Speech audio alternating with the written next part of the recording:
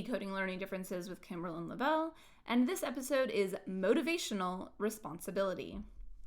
Now, this one you might be a little surprised by, but one thing I have found to be true is that when children have responsibility, genuine responsibility, they are responsible for the thing getting done or it doesn't get done, they're really motivated to do it because they feel that they are important. They feel that it matters. So again, this is another one where like the motivation stuff, it overlaps so much. Like I a lot of times am giving examples of how it applies in parenting. It always applies also in education. Motivation is motivation, right? So when you give your child genuine responsibility, they are more likely to rise to the occasion and accept that responsibility as, okay, I have to make sure that I get myself to school on time. Now, age appropriate, right? You're not going to expect your 5-year-old to set an alarm, get themselves dressed, make their breakfast, all the things, walk themselves to school. Not that that wasn't an expectation at some point, but there is a point. I would expect a high schooler to do all of those things. The high schooler is responsible for getting themselves to school. The high schooler is responsible for figuring out how they're getting to school. They don't have to necessarily rely on you for a ride. You can say, hey, let me know if you want to ride to school. It's on you to get to school on time. Maybe you don't want to give them an out. There's some problems, whatever. It can be their responsibility to make sure their assignments are done and turned in on time. Now, huge caveat here, right? You're thinking, oh, my kid has executive functioning issues. Like, how is this going to work? Okay, to some degree, it can still work. You just have to sometimes put some things in place, such as they're responsible for making sure their backpack is packed in the morning, and you've given them a tool, such as a photograph of all the things that should be in the backpack, so that they have something to reference. And it is their responsibility to check the photograph to the backpack. And when they get to school and don't have the things, they know that they messed up and it was on them to make sure it was packed. And they didn't get it packed, so they're out. They're missing whatever they needed. It's a tricky thing.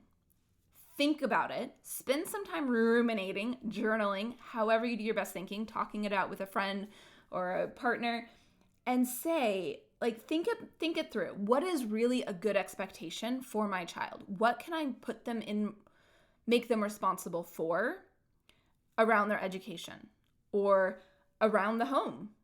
What can they be genuinely responsible for? That I won't interfere, but there will be a natural consequence or a consequence that I'm not responsible for if it doesn't get done, such as at school, right? They're going to get an F because they didn't turn in their assignment or they didn't study for their test.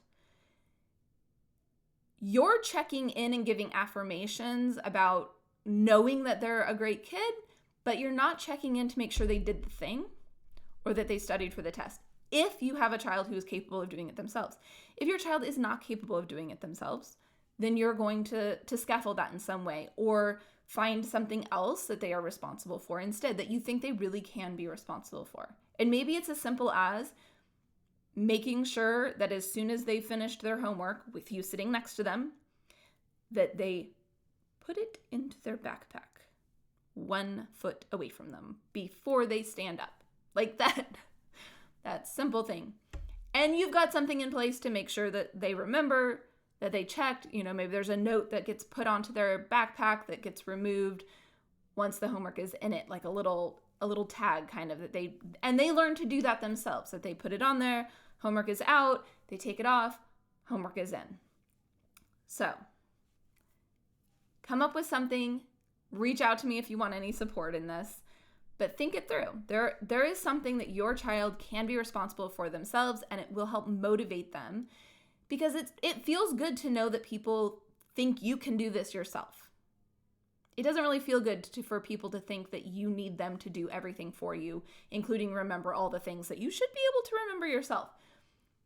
Try to raise your expectations a little bit in a way that you're comfortable with the consequences, the natural consequences that will happen, and see what happens. And then maybe add a little more. See what you can do. Push yourself. So your takeaway today is that genuine responsibility can be highly motivating. Ooh, I have a typo there. Highly motivating. So genuine responsibility, as in you are not interfering, you are not the one giving a consequence. They are experiencing a natural consequence or a consequence from the school, someone else, right? It's their consequence, all on them. You're there to support them, comfort them, all the things. But you're not there to do it for them, to remind them all that. So think about how you can do that. Just add one tiny thing in. What are your thoughts? Do you think this is something you can do? Do you think this is a terrible idea? I look forward to hearing from you. Kimberlynn at decodinglearningdifferences.com. You can also reach out, email me any questions you have about IEPs in general, special education stuff in general, dyslexia, dyscalculia, all of it. Reach out.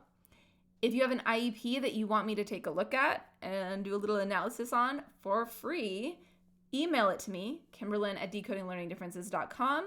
I'll use some little snippet of it in a future podcast episode, and I'm going to send you the episode before anybody else so that you have the information as soon as possible. I look forward to hearing from you again, Kimberlynn at decodinglearningdifferences.com.